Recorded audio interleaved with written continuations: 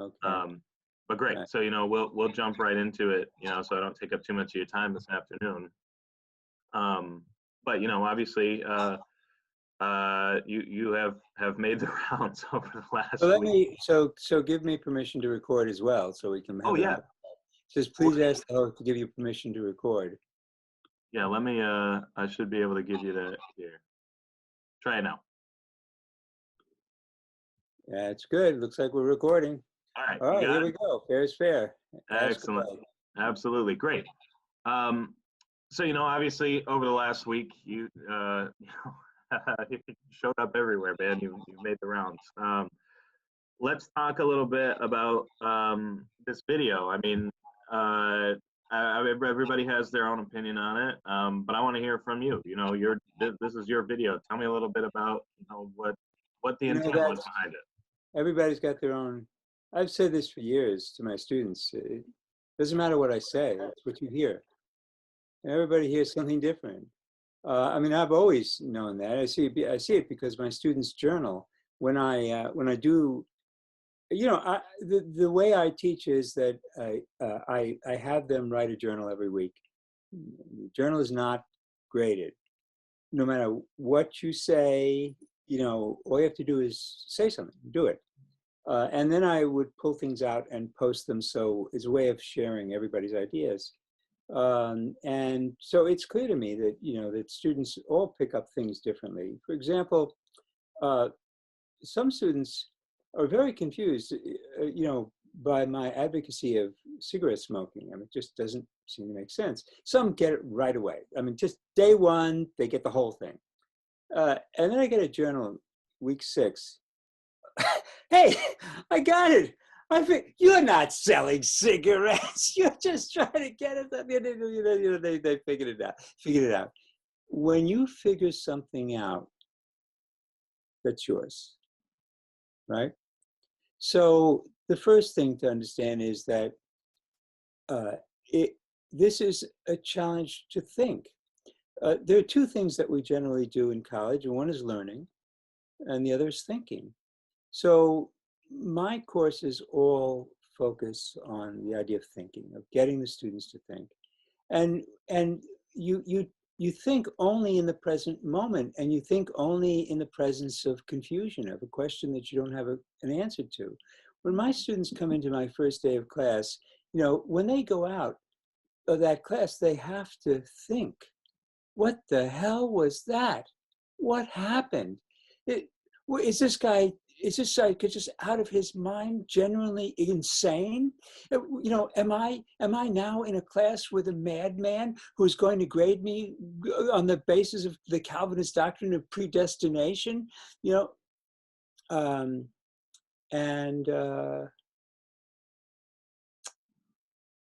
It gets them, it forces them to think. So one of the main objects that I have, my goal, is to get them to question. I said, the point of the Camel's commercial is, when I was your age, everyone knew smoking was bad, smoking was good and marijuana is bad. And now everyone knows that smoking is bad and marijuana is good. I said, I'm trying to get them to answer this question for me. How do you know all those things that you're certain of? And here it goes along with this remark. Everything we ever knew for sure has turned out to be absolutely wrong. We were absolutely certain that we were the center of the universe, that the sun went around us. And it made perfect sense, don't you see? Just look up in the sky, see the sun come up, see the sun go down. You can see it's very obvious that we are the center of the universe and the sun goes around us, but it's completely wrong. It's a natural, you can understand why we would think that, but it's totally wrong. And it turns out that everything, my students come in, they sit down, and they've got a head full of stuff that they know for sure. And so the goal of the class is to shake them up, get them excited, get them thinking. I want jazzed students. I want them to come back and say, whoa, what's going to happen today? You know, normally after my first day of class, you see what happens is, okay, so I walk in, I do my first day of class, the students walk out, and through all their roommates and they're calling up, you wouldn't believe my professor, he's so crazy, everything, you know, and all the buzz is going around about this crazy ass professor. So this time, the exact same thing happened. I sent out the 14-minute video. And I got to tell you, I normally send out a 14-minute video to 120 students, and I'm lucky if 30 of them watch it. You understand? I walked in on Tuesday, I said, how many of you saw the video? Everybody's hands went up. Okay, so here's what happened. A kid saw the video and he said, oh my God, this is insane, crazy. I'm sending this to my uncle. I'm sending this to my mom. I'm sending this to my roommate, cousin, sister's brother, you know, and I started to get emails. Okay, so faculty member in the education. My niece is a student and her roommate is taking your course. So the roommate saw the video, showed it to her, and she sent it to her aunt, right? And the email was, Barry, that was brilliant. I just, you know, it was so funny. It was so, I'm so, you know, all right. So, and then, but the first email I got was from some education person. It's not exactly a professor. I don't know what her connection is, but she has a Ferris Ferris email. And she wrote to me and said, you know, I just don't understand why you needed to use all that pornography, profanity, right? I was so tempted just to write back and said, oh, my profanity offended you. You, you know? But instead, I wrote really nice. I said, here's my 2014 merit essay in which I explain what I'm doing. This will probably help you understand, right? Nobody should be, I mean, if you're offended by profanity, fine, so go be offended. But this is America. We have an amendment, the First Amendment, the one that nobody talks about, right? Second Amendment gives white men the right to carry a gun and shoot black people when they're afraid. I saw him, I was scared, so I shot. You know, stand your ground. That's the one everybody's always talking about. I'm talking about the First Amendment, the one that says that profanity is simply language, it's words, it's a way of communicating. People said that my video was profanity filled. It was content filled. It was filled with all kinds of ideas. You know, I mean, you don't usually start the first, say, 14 minutes off talking about the Calvinist doctrine of predestination, right? You might talk about plagiarism, but not the way nobody's going to forget my remarks about plagiarism. Nobody. You understand? And so everybody got all excited about it. Now, I knew something was going on Monday. I sent it out Sunday afternoon. You understand? It's an unlisted URL. The only way you get to see this thing is if you have the address. And so Monday afternoon, I check it and there are 500 views. I said, that's strange. That's what I thought. That's really strange. You know, I mean, and then it was 10,000. Then it was 100,000. Then it was 250,000. You know, it just exploded. And so this is today's mail, 27 pages of, these are all, support. These are letters of support. I send out one of these a day to my attorney and support team. And the letters are from people who are vulnerable, people who are afraid to speak. people for whom my talk really touched. Thank God there's somebody who could speak up for us. And it was all about COVID. People don't want to die. Institutions need to require vaccine mandates. Ferris State University is encouraging the anti-vaxxers, and it's putting its faculty at risk. It's putting students at risk. I have email from students. Dr. Mehler, I am immune compromised, and I'm in a 3-hour discussion class. And I asked my professor if I could take it remotely, and he said, "No, how can you do that? You have to be here for 3 hours. You can wear a little mask, but it's whether you live or die. I don't give a shit." My wife and I live in this house for 2 years now. We haven't gone out, and we have no one in here. We don't expose ourselves because I'm old and she's immune compromised. So nowhere, I don't go anywhere. And now the university wants me to stand in front of a class of 50 students, half of them unvaccinated, for 7 or 8 hours a week. What are my chances? And I went to them last year and I said, look, you know, I'd like to get whatever it is so I could teach my classes all fully online. And they said, okay, yeah, you have to go through the ADA process. You have to qualify under the Americans with Disabilities Act. Here's a 17-page form for you to start to fill out and get 17 doctors to testify that you're immune compromised and you can't survive COVID. Now, how's anybody going to say that I can or can't? This is a deadly disease. It's killed 844,000 Americans. 1 in every 100 elderly Americans. Over 60 are especially vulnerable. What are you asking me to get? I'm just telling you, here it is, prima facie, I am at risk. Will you please give me an accommodation? That's the word, accommodation. Right? No. No, we can't do that because we stand for the anti-vaxxers. I get an email saying, it's just a headache, man. Grow some. Right? I get emails saying, what's your back? Every day I get a lot of love and a lot of hate.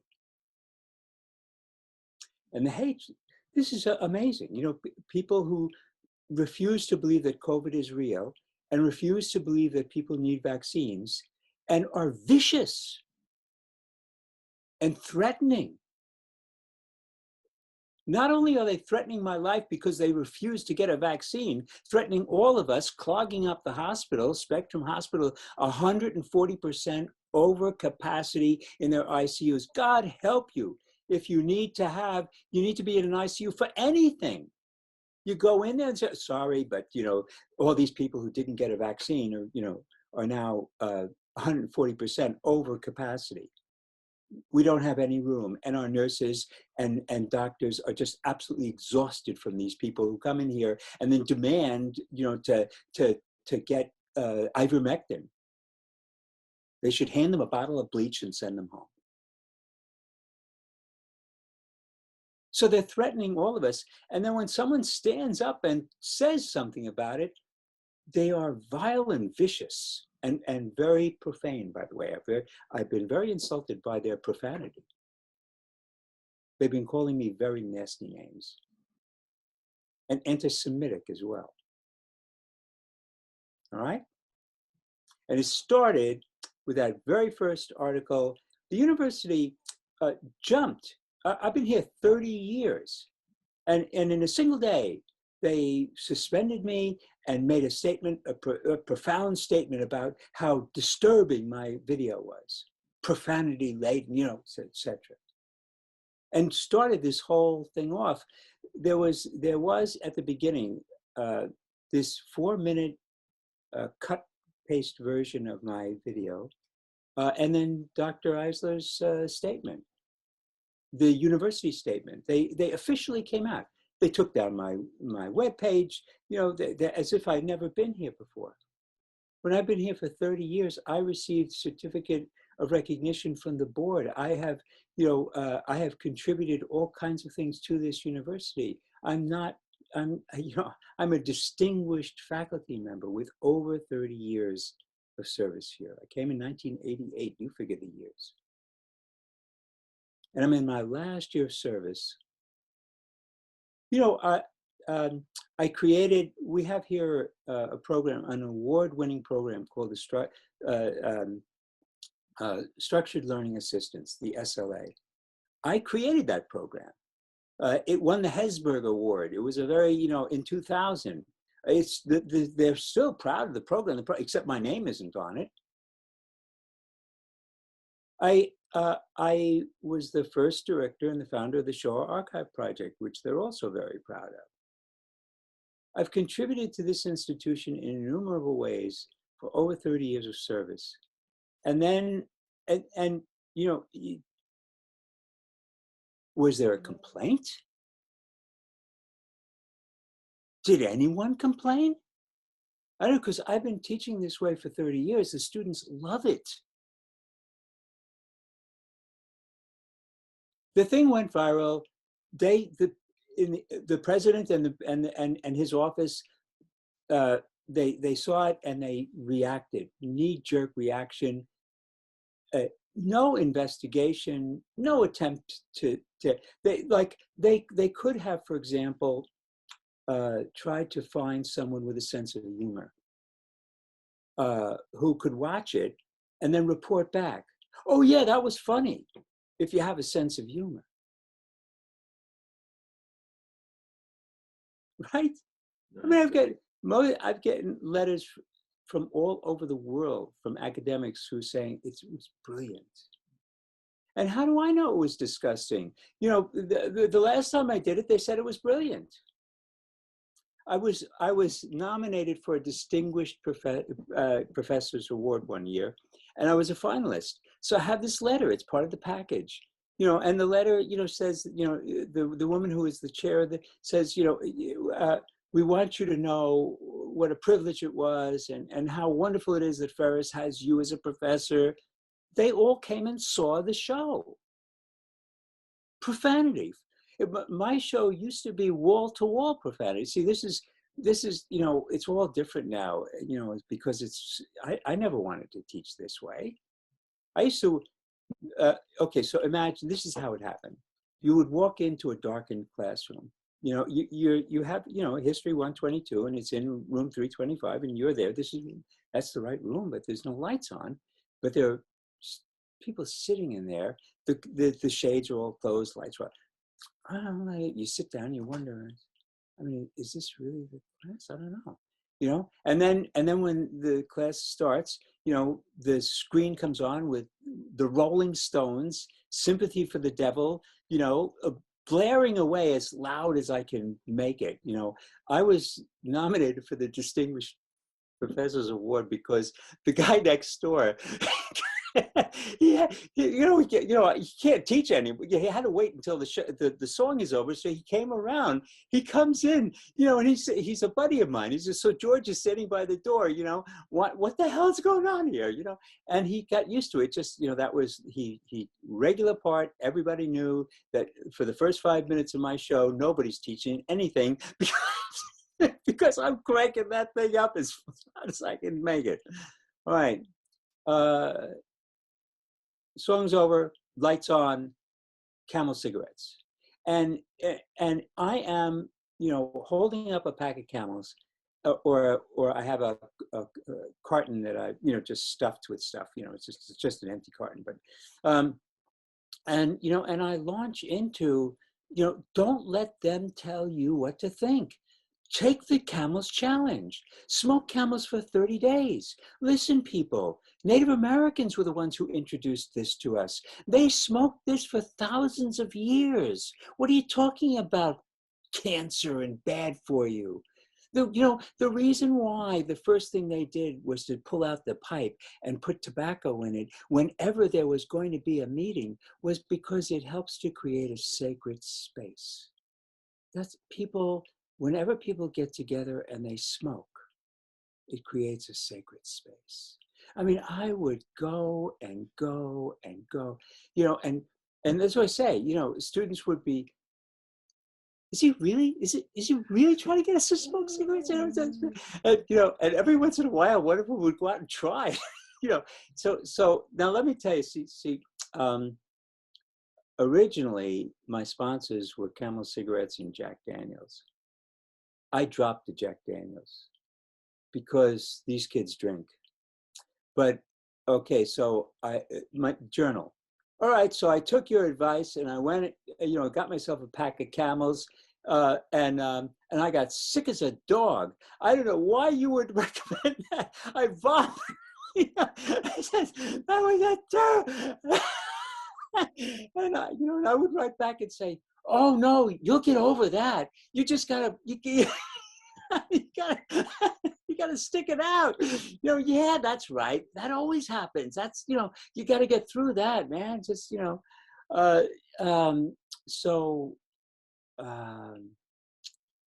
it's a show. The students loved it. I was rewarded for it. Everybody knew I did it. I'm retiring. It's 30 years now. Nobody has any idea of who I am up there. They know who I am. Yeah. And I know, obviously I can hear you, as we're talking here, very passionate about teaching, about students. And I know this is last semester. You want to get back to being able to teach that last semester. That's right. I have 2 more semesters.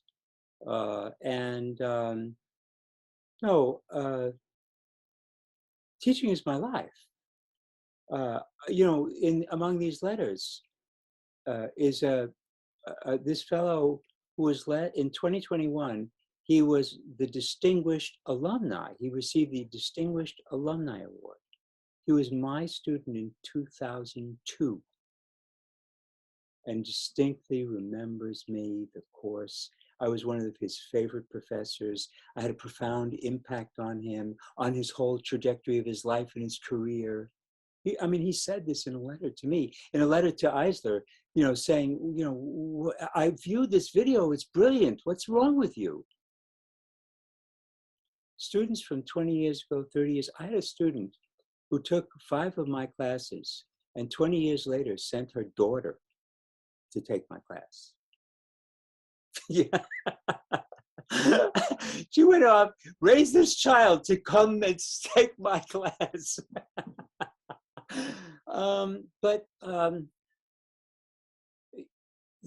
My students, I never knew. Really, this has been overwhelming for me. That they say thank you every once in a while, and they go off. This guy from last year, the 2002 Distinguished Alumni Award winner, incredible guy. I didn't know. They're out there. This has been just this flood of what kind of a impact I've had on the thousands of students who pass through my classes. It's been a humbling experience. So tomorrow I go and sit down with an attorney who's going to grill me like, an inquisition. And there's no charge. You understand? There's just you're suspended, and then we'll do an inquisition to see if we can find something to charge you with.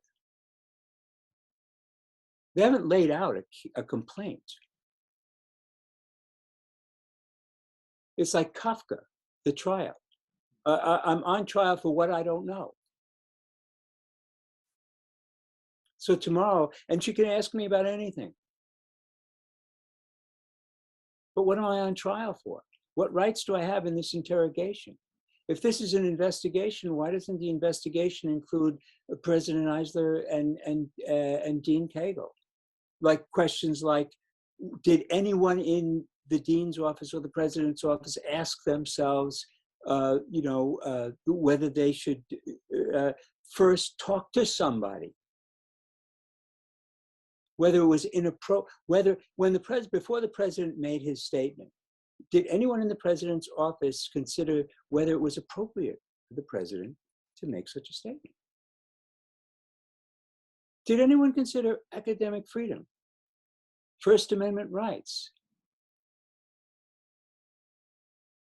Dr. Mehler's distinguished career, gratitude? So tomorrow you're just talking with an attorney from the school, not the professor himself. They hired this attorney. They hired this attorney to conduct this inquisition. She's an outside attorney hired supposedly to do an independent investigation. And then they hired another attorney. They're hiring attorneys all over the place, because I'm going to court. I'm suing them. So they need to have an attorney to protect them from the lawsuit that I'm bringing. So they hired a second attorney. So they hired one attorney to do the inquisition and one attorney to defend themselves. It's going to cost a lot of money. And for what? Yeah, for what? Right. The lawsuit that you are bringing forward to the school, is that something that you are for sure have decided you are going to do that? Yeah. Okay. And you can talk to fire, right? Because I don't know, what to say about that. I mean, my attorney Matt Hoffer is putting together the papers right now, and if you've seen the papers that we released, they are liable. They are, and personally liable. President Eisler and Cagle are personally, we're suing the university, but we're also suing them personally for damages for what they've done to me. So this is regardless of. The university claims that I have not been disciplined or punished in any way. That a suspension with pay is not a punishment. That demeaning me publicly and taking down my biography and stripping me of my classroom. They took down all my classroom pages. I hope that they have saved them, because I'm going to be back in the class and they better be able to put them back up. They ordered me that in the order I was not to have any contact with current or former students. Where did they get the right to order me not to have contact with my students? In other words, I can't seek support? Well, and the whole thing is really Kafkaesque. It is very Kafkaesque. So, and it's part of an assault on our union, an assault on academic freedom. And it's brutal. This is a brutal lesson for the faculty. And one of the things that has spurred all these letters is other vulnerable faculty who feel that, that institutions are now turning on them. This institution, Eisler has been, working to destroy this union ever since he got here.